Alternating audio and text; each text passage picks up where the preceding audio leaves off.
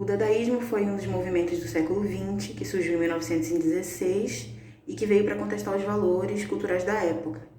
Ele defendia o que a gente pode chamar de nonsense, que seria a arte sem sentido, que de certa forma não era bem sem sentido, era mais uma arte livre. As obras elaboradas pelos artistas possuem uma característica de caótico, de experimentação mesmo. É considerado um movimento anárquico e provocador e tem como principal característica a irreverência. Foi um movimento de oposição que defendia a arte espontânea e que ia contra os valores estéticos tradicionais da época. A principal crítica do dadaísmo era em relação aos valores estéticos tradicionais presentes nas obras daquele período. Eu separei aqui agora alguns artistas principais do dadaísmo, do movimento artístico, literário e contrário à cultura e valores burgueses.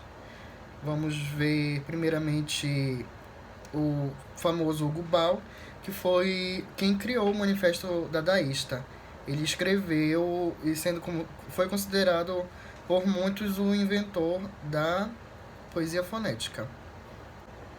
Em segundo lugar, a gente tem o Duchamp com a obra A Fonte. Duchamp foi um pintor, escultor, poeta francês. É um dos precursores da arte conceitual. E, em último lugar, a gente cita o Man Ray, fotógrafo, pintor e anarquista. Ele foi um dos principais nomes do movimento dadaísta da década de 20 e responsável pelas inovações fotográficas na área.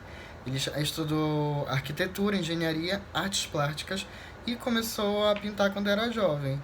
Em 1915, conheceu o Marcel Duchamp e fundaram em Nova York a Sociedade de Dadaísta, o grupo dadaísta nova-iorquino, onde produziu novas obras, utilizou a raiografia e o fotograma para criar novas imagens abstratas e sem auxílio da câmera e nem de edição, sabe?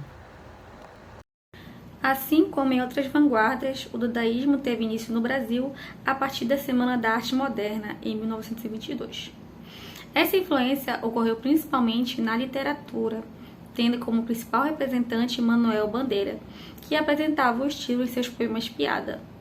Além dele, vamos ter também Mário de Andrade, que apresentou o estilo em seu livro chamado Pauliceia Desvairada, que continha o poema chamado Ode ao Burguês, principal classe criticada pelos dadaístas.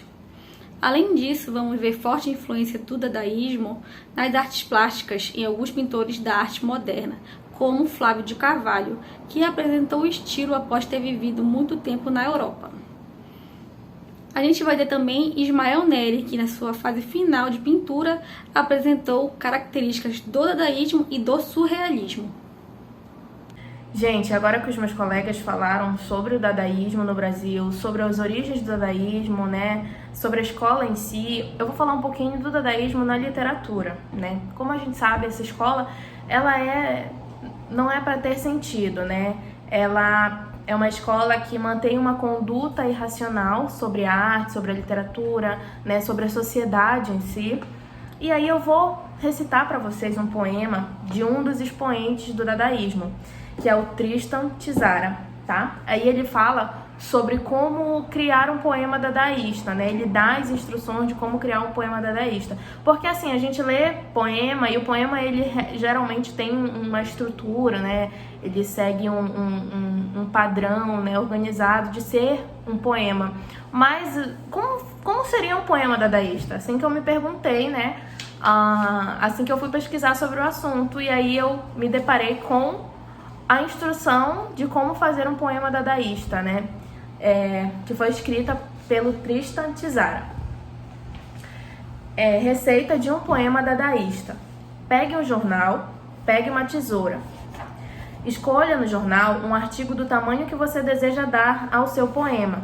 Recorte o artigo, recorte e em seguida, com atenção, algumas palavras que formam esse artigo e coloque-as num saco. Agite suavemente. Tire em seguida cada pedaço, um após o outro. Copie conscienciosamente na ordem em que elas são tiradas do saco.